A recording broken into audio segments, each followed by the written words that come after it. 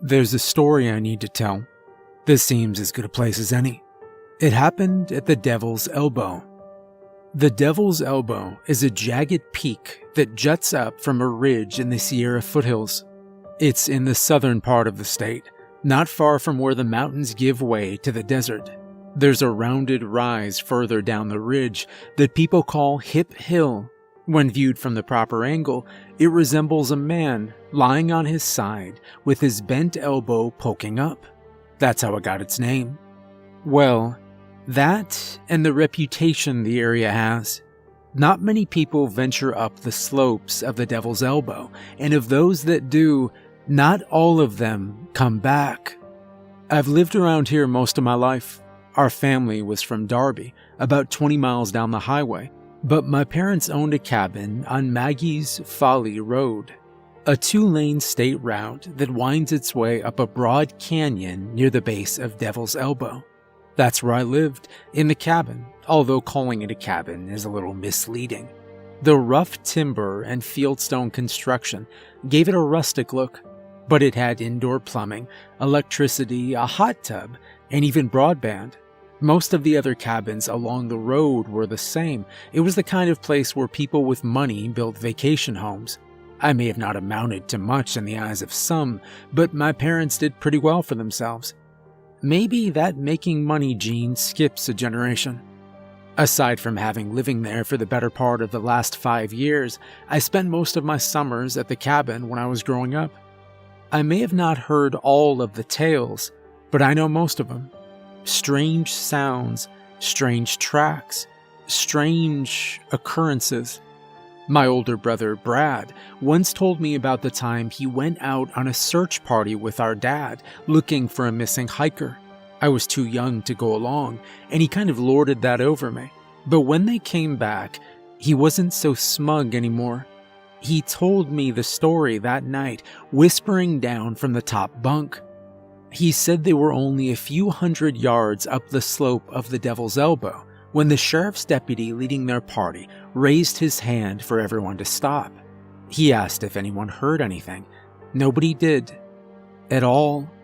There was no birdsong, no crickets chirping, no cicadas whirring. He said everybody was really weirded out by it. All of a sudden, the members of the search party, most of them seasoned hunters and outdoorsmen, got panicky and scared. The deputy decided they'd gone far enough and should move on to the next search sector. Nobody argued. I laid awake most of that night, wondering what might be up on that mountain. But by the next day, I was pretty sure Brad was just yanking my chain. Since then, I've never put much stock in the tall tales and campfire stories people told about the Devil's Elbow. That was until the fire. I got a text ordering evacuation a little after 3 in the afternoon. I would have missed it if my phone wasn't set to vibrate. I always keep my phone on vibrate. There's no way I'd ever hear a ringtone or notification chime over all the noise in the shop. The winds had shifted, according to the alert. The wildfire had turned west, crossing the Devil's Elbow Ridge, and was burning out of control, straight for the canyon where I lived with my girlfriend. I immediately stepped out onto the loading dock to call her. "Chloe, did you get the evacuation message?" I asked when she picked up. "Oh, yeah, I left about a couple hours ago. People were saying the fire was going to turn, so I didn't wait." "So you're in town? Where are you staying?"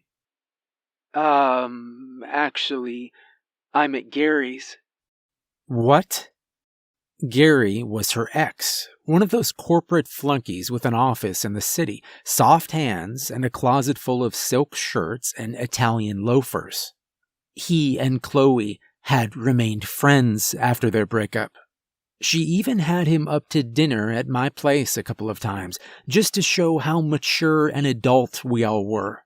Normally, I'm not the jealous type, but their chumminess didn't sit right with me. "I thought we agreed we'd stay in town if we had to evacuate," I said. Darby was what they call a bedroom community, maybe a 45-minute drive from the city. Situated in the desert, It had a main drag lined with upscale boutiques and restaurants surrounded by gated communities.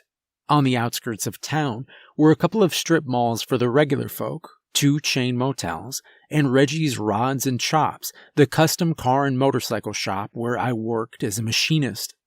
Most of the hot rods, muscle cars, and choppers we built wound up as little more than lawn ornaments for rich people, but I can't complain. It's a pretty good living. You want me to stay in some cheesy Best Western or Comfort Inn? I can't even. You know I have anxiety. I need to be someplace familiar. She was almost in tears. That always got me. We could hash things out later. Gary had one of those fake haciendas, all tile and stucco. The place reminded me of a 90s-era Taco Bell. It was in a new development near the edge of the desert, far enough away from the wooded foothills below the Devil's Elbow to be safe. Okay, I said. We'll figure it out. But what about Dizzy? Gary was not fond of my dog. Dizzy? Oh. What do you mean, oh? David, I'm so sorry. I forgot her. You left my dog in a forest fire? Don't shout at me. I was so scared. The fire was coming and there was so much smoke and I was rushing to get away, and you know I have anxiety. I don't know what other excuses she gave, because I hung up, leapt off the loading dock, and sprinted for my Jeep. You have to understand, Dizzy is pretty important to me. Dizzy is some kind of pit bull mix, black with a white bib, mismatched eyes, and at around 30 pounds on the small side. She has scars on her snout, and half her left ear is missing, which leads me to believe she was used as bait by dog fighters. She came to me at a pretty low point in my life. It was about 5 years ago. I'd just gone through a messy divorce and had been laid off from the factory where I worked at the time. My dad had lost his battle with cancer the year before. Mom had just passed away herself. I think she died of a broken heart. Sounds sappy, I know, but I'm pretty sure it's true. My brother got the big house in Darby, and I got the cabin in the canyon because my parents knew us well and wanted us to be happy. I was on my way out of the city after signing the papers at the lawyer's office to take possession of the cabin when I saw the sign for the animal rescue. I'm not sure why I turned in there. When people ask, I always say I figured a guy that lived in a cabin is a guy who should have a dog. That's not true. It's just something I made up so I'd have an answer to the question I didn't have an answer for. Whatever the reason, I pulled into the shelter and told the woman behind the counter that I wanted a dog. She told me I was in luck. They had plenty. There were lots of purebred labs, retrievers, and collies, dogs that had been Christmas gifts when they were puppies and then dumped at the shelter when they got big and the kids lost interest. I'm sure they were great dogs. All of them seemed friendly enough, but I didn't really click with any of them. I was about to thank the woman for her time and head out when she said they had one more. She didn't sound hopeful, but I said I'd look at it just to be polite. That's when I met Dizzy. She didn't take to me right away, but just kind of hid behind the shelter lady with her head hung low. I got a couple of treats from the jar on the counter and managed to get her to take them from my hand. Once she had the treat in her mouth, though, she'd run back behind the shelter lady to gobble it down.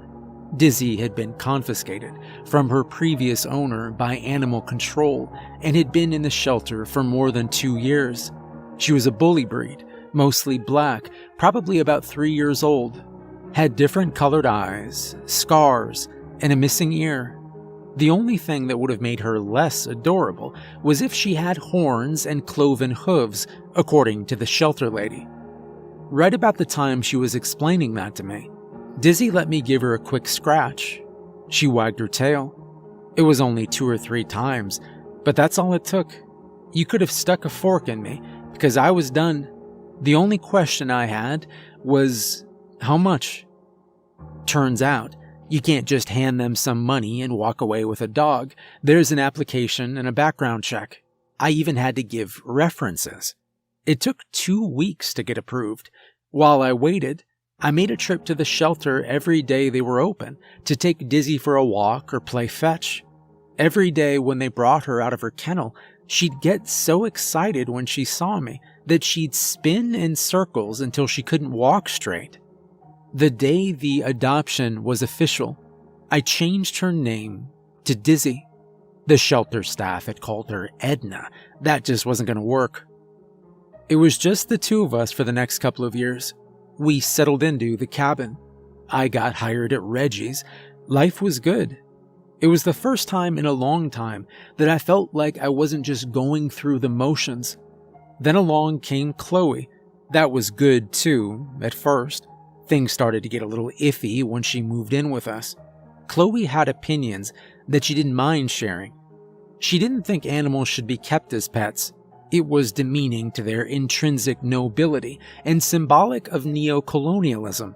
She would tell me stories that she'd read somewhere she couldn't remember about how dangerous pit bulls were and that they could lock their jaws, about how sometimes they just snapped for no reason and mauled innocent little children.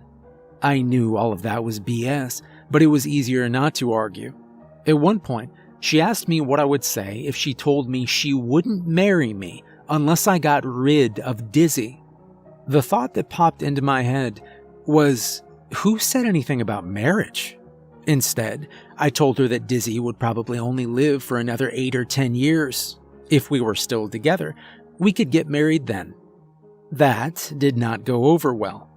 Chloe packed her bags. She made it as far as the front porch before she had a panic attack and collapsed. For her part, Dizzy didn't seem to care much for Chloe either. She never got aggressive or anything. She just ignored her. In all honesty, I can't think of anything that would piss Chloe off more than just being ignored. Coming up out of the desert and approaching the foothills, I could see a couple of highway patrol cruisers on the road ahead, blocking the turnoff to Maggie's Folly. They would never let me pass, not to rescue a dog. But there was an old cutoff just to the south. Not much more than a rutted dirt track through the desert, it followed the top of a low bluff before turning east into a draw that would eventually lead to the canyon road a couple of miles below my cabin. My Jeep was beefed up from stock, one of the advantages of working in a custom vehicle shop. But even with the engine and suspension modifications I'd made, it would be slow going. The sky was already darkening with smoke. I could see the orange glow of the wildfire coming down the back side of the Devil's Elbow Ridge. It was moving fast. With no other choice, I threw the transfer case into 4x4 high and wheeled onto the cutoff. The fat off-road tires sprayed plumes of dust into the air. There was no way the cops didn't see me, but there was no way they could stop me either. I pushed my Jeep as fast as I dared, slamming over ruts and rocks, worried the whole time I might break an axle. Halfway along the bluff, I could actually look down on Gary's place, sitting at the end of a cul-de-sac lined with empty lots.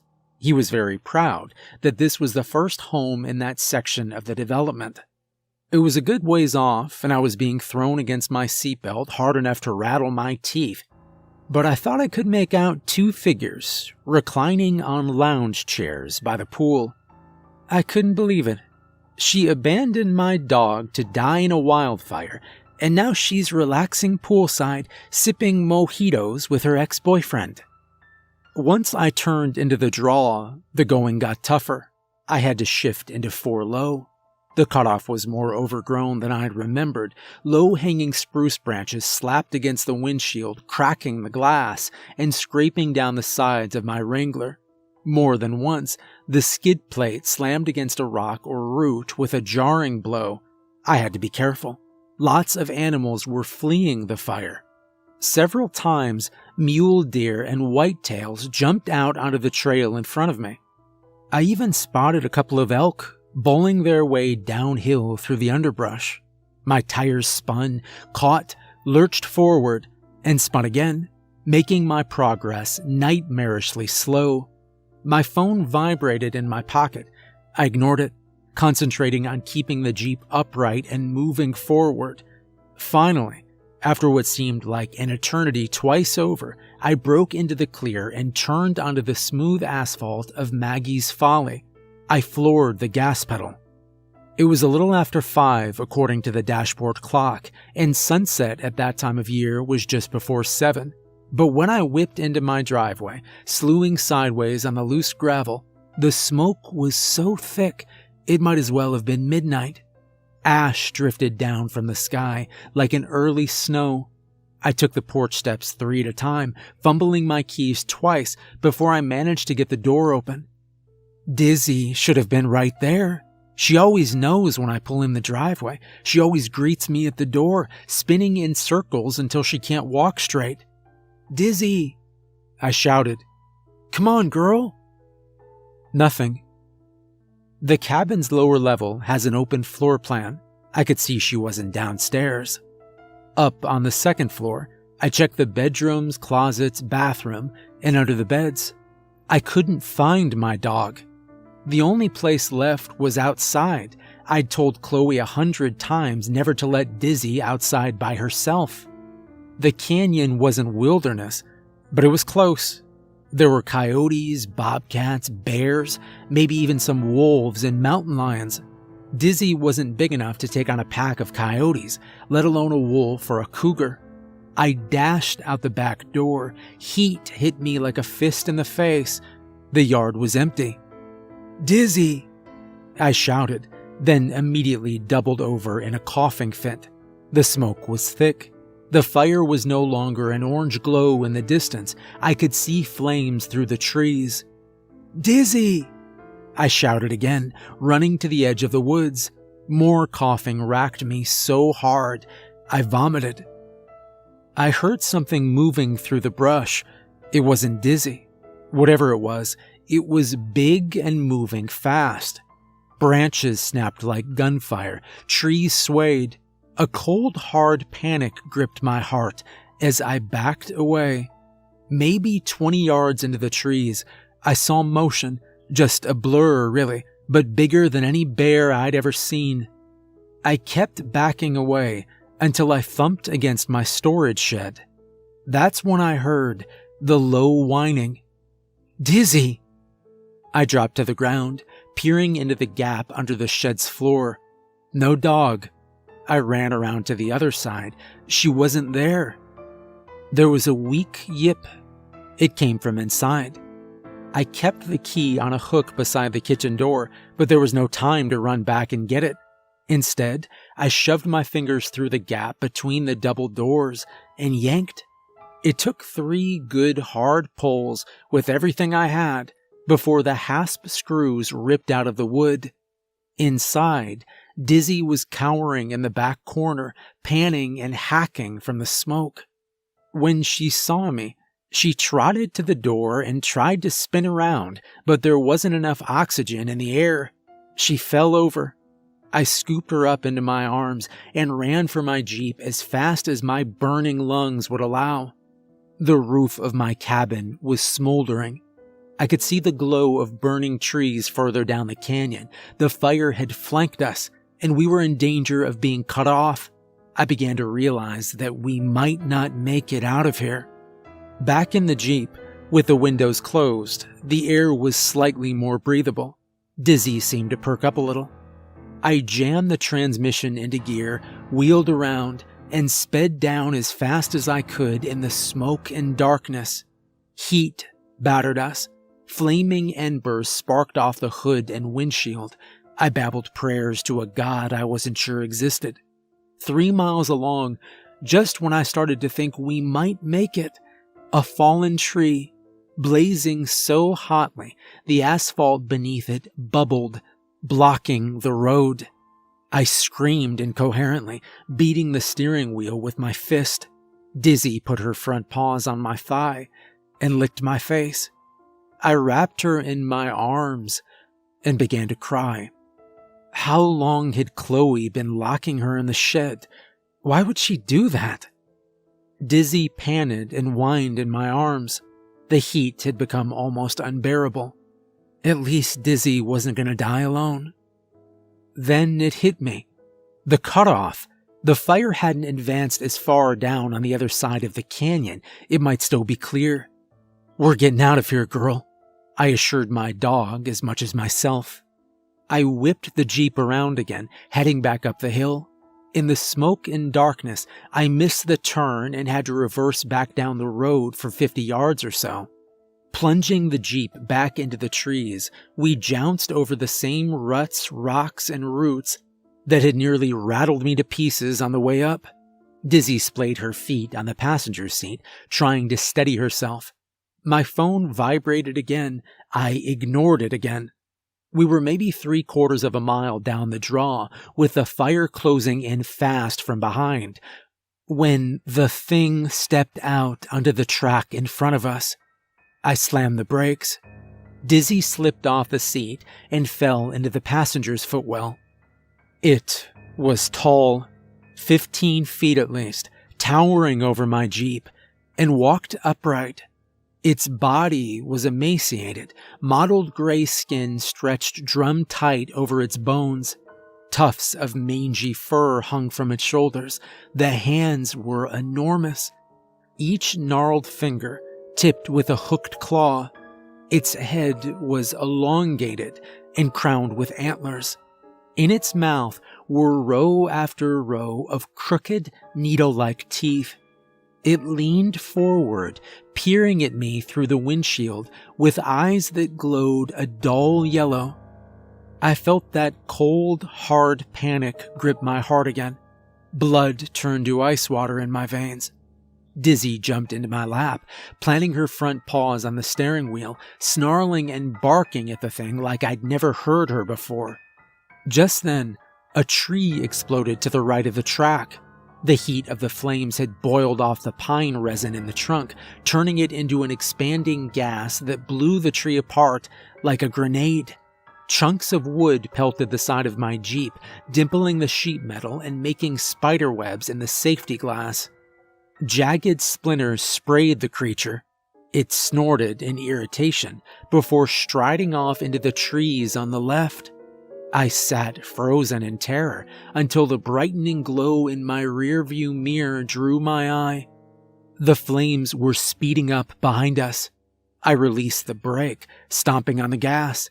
Dizzy jumped back into the passenger seat as the Jeep leapt forward and we careened downhill.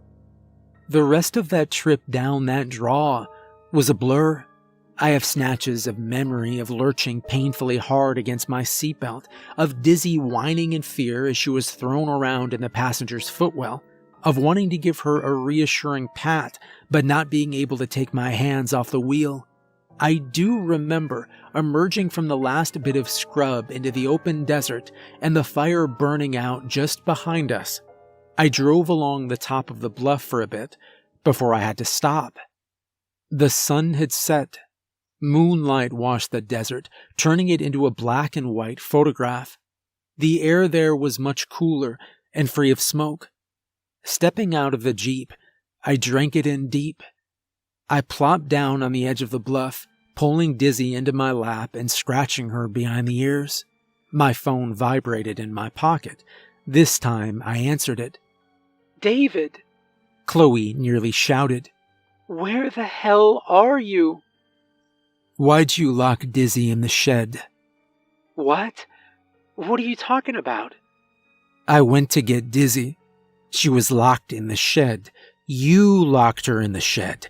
Have you been doing this every day when I go to work?" "You went to get your stupid dog? I've been calling and calling. Why didn't you answer? I was worried sick. You know I have anxiety. What would have happened to me if you died?" I could hear splashes in the background. From where I sat, I could see the lights of Gary's house. Something else caught my eye. "David, are you listening to me?" "No," I said. "Not really." "You care more about that dumb mutt than you do about me. You wouldn't have run into a forest fire to save my life." "You weren't locked in a shed," I growled. "That dog is dangerous. She gets really mean with me when you're not around. I have to put her in the shed when you're gone. She even bit me once. She never bit you. You would have told me if she had. Are you calling me a liar?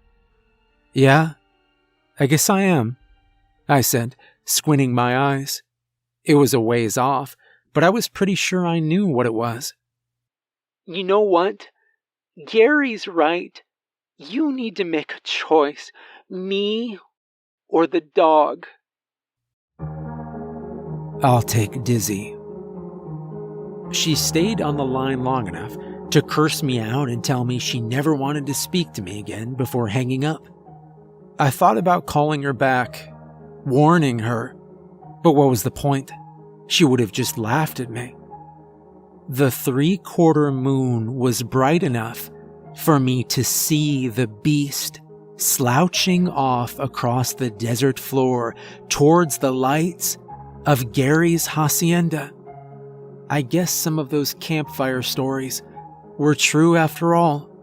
According to the tales I'd heard, it would be hungry. They were always hungry. We needed to get out of there before it turned its attention to us. Dizzy and I loaded up and limped what was left of my Jeep back to Darby. The police came to talk to me a week or so later. Chloe's sister had reported her missing. I didn't even know she had a sister. I told them the truth, most of it anyway. They found her car and her possessions at Gary's place. Gary was missing too. Turns out he was embezzling money from his firm. The police figure he and Chloe ran off to Mexico together. The cabin was a total loss, so I stayed with my brother until the insurance company settled up. Dizzy and I got ourselves a little bungalow in one of the more affordable sections of Darby. I like it here. I like working at Reggie's, and Dizzy took a real shine to Brad's kids, so it's nice to be nearby. I suppose I could have rebuilt the cabin if I'd wanted. A lot of the residents did just that. But this is as close to the Devil's Elbow as I care to go, thank you very much. I'm just now at the point where I can sleep most nights without dreaming of those eyes, glowing dull yellow. Maybe I should have tried to warn Chloe. Maybe I should have told her that a Wendigo fleeing a wildfire on the Devil's Elbow was headed straight for her. Of course, she wouldn't have believed me. But maybe I should have tried anyway. Does it make me a bad person that I didn't? I don't know. All I do know is that she shouldn't have tried to get between me and my dog.